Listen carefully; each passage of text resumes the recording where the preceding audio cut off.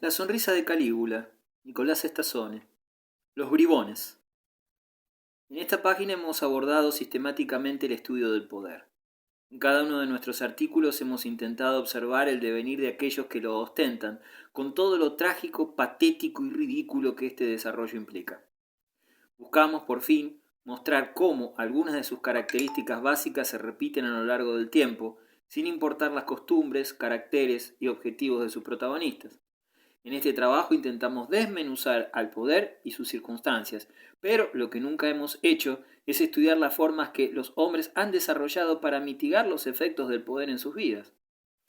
Acostumbrados a dejarnos llevar por el brillo del poder y sus galas y demás gloriosas futezas, esta página debe hacer un mea culpa y admitir sin tapujos que solo nos hemos ocupado de ver al poder desde arriba, sin tomarnos el tiempo para interesarnos por el otro lado del golpe, o sea, por aquellos que lo soportan.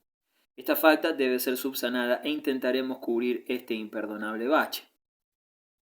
La resistencia al poder nos muestra distintas variantes, casi todas ellas destinadas al más heroico pero estrepitoso de los fracasos, siempre y cuando no caigan en la tentación de adaptarse a las necesidades del poder y convertirse en una forma más de sumisión de aquellos que desean representar. Revueltas, revoluciones, manifestaciones, organizaciones de base, sindicatos, comunismos, socialismos, anarquismos, todas estas fórmulas han demostrado a lo largo de los siglos una notable capacidad para poner sobre la mesa los justos reclamos de los grupos excluidos, y aún así, pese a este potencial, nunca han concluido en un buen puerto para aquellos que vieron en estas formas un escape a su condición. El anhelo a un mundo más justo, a vivir bajo una serie de reglas que privilegien a los hombres como tales y no como instrumentos de una maquinaria de consumo y producción, ha sido la base sobre la que cada una de estas fórmulas de la igualdad social se han estructurado, y cada una de ellas ha resultado un nuevo fracaso. Desde la actitud más extrema frente al poder, aquella que intenta la destrucción física de sus representantes más visibles, hasta las maneras más conciliadoras, que acaban resultando funcionales al sistema que capta a sus dirigentes para adaptarlos a sus fines, han demostrado un récord de fracasos que no hay buena voluntad que logre esconder. Las revoluciones, desde la francesa hasta la rusa, pasando por el Mayo de París, se muestran como ruidosos preludios de nuevas tiranías o, en el mejor de los casos, como espasmos poéticos sin consecuencias, y el resultado del análisis objetivo de todas estas marca que son meros trampolines para que individuos o grupos tan inescrupulosos como los que se intentaban voltear acaben apoderándose del mango de la sartén. La pregunta es, ¿hay maneras de resistir al poder con una mediana chance de no acabar estafado, loco o muerto? Grandes pensadores del poder, verdaderos filósofos, que dedicaron sus vidas a la observación de sus mañas y perversiones, se han visto en apuros para dar una respuesta medianamente esperanzadora al respecto. Empeño que no intentaremos emular, pero que nos estimula a pensar tan arduo problema. Acerquémonos entonces lo que a nuestros ojos parece una de las pocas maneras de, aunque sea provisoriamente, intentar sobrevivir al poder. Nuestro ejemplo se sitúa durante la Primera Guerra Mundial. Una descripción de manual de este conflicto aportaría a nuestros lectores la encantadora visión de un grupo de países que, aliados, se enfrentaron a los intentos de otros de dominar el mundo y llevarlo a los caminos del mal. Gracias a Dios, los buenos, a saber, los ingleses, franceses y norteamericanos, vencieron y los malos fueron derrotados. Fin del cuento para dormir la siesta. La otra versión indica que la Primera Guerra Mundial fue el sangriento zafarrancho bélico entre estados que, como representantes de sus grupos monopólicos mandantes, enviaron a la muerte a millones de obreros y campesinos para asegurar a estos grupos monopólicos mercados y materias primas. En esta segunda versión de los hechos, las ideas fuerzas de patria, libertad, democracia y derecho de las nacionalidades oprimidas, banderas que fueron utilizadas hasta la náusea por los dos bandos en conflicto, quedan hechas jirones.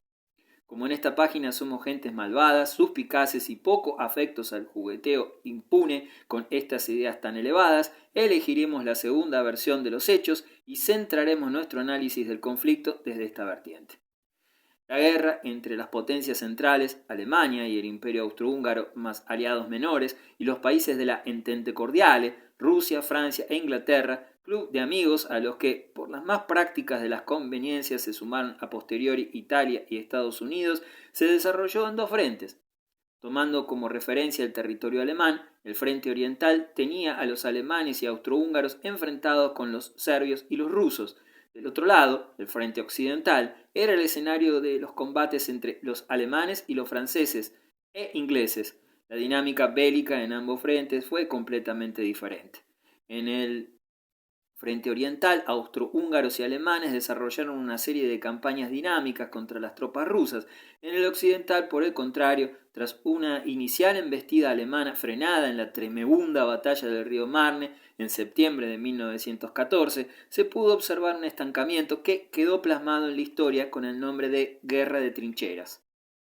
Ambos bandos se parapetaron tras una línea de trincheras de más de 750 kilómetros que recorría todo el noreste de Francia, atravesando desde el Canal de la Mancha al territorio de la neutral Suiza.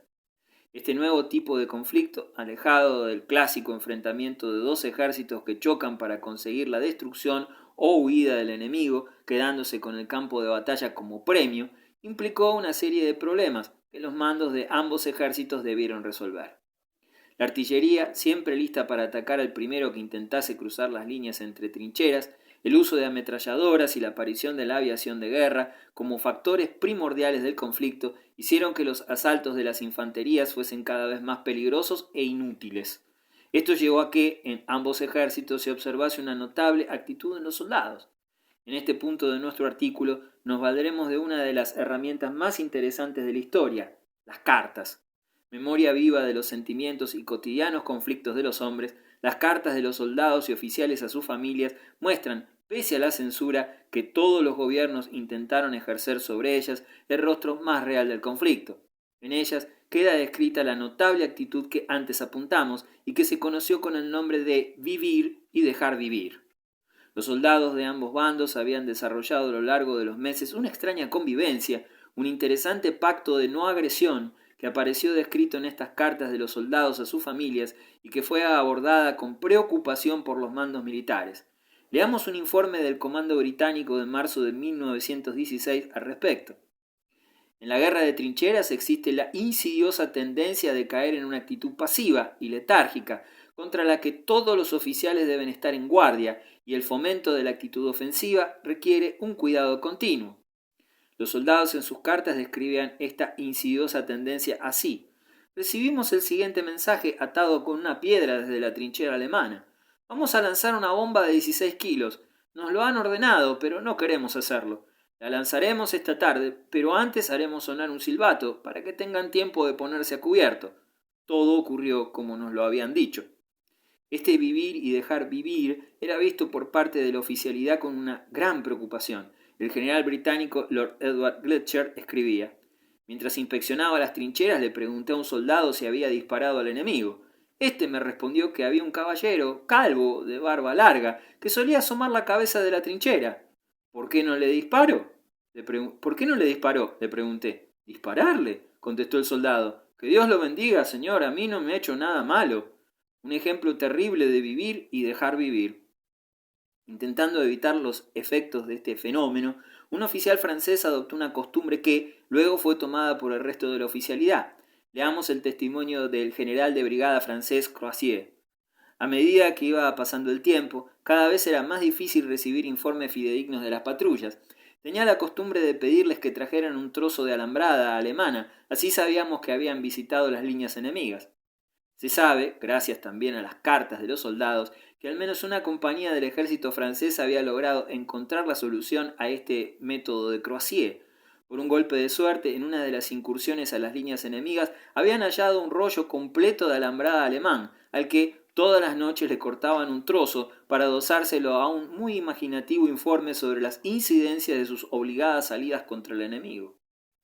La ofensiva alemana de octubre del 16 sobre Verdún y el ataque inglés en el Somme de ese mismo año, grandes avances que produjeron entre ambos bandos una mortandad de más de 1,5 millones de soldados, no modificaron, pese al empeño de los mandos, esta guerra de trincheras, acompañada de esta sutil manera de sobrevivir por parte de los soldados de ambos bandos.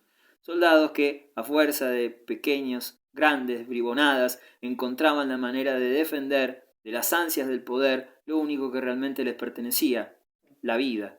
Tal vez en esta manera de resistir al poder, nuestros lectores no vean los atractivos brillos de otras más prestigiosas. Sin embargo, sostenemos desde esta página que no hay forma menos incorruptible y eficaz de resistir al poder que la de la bribonería.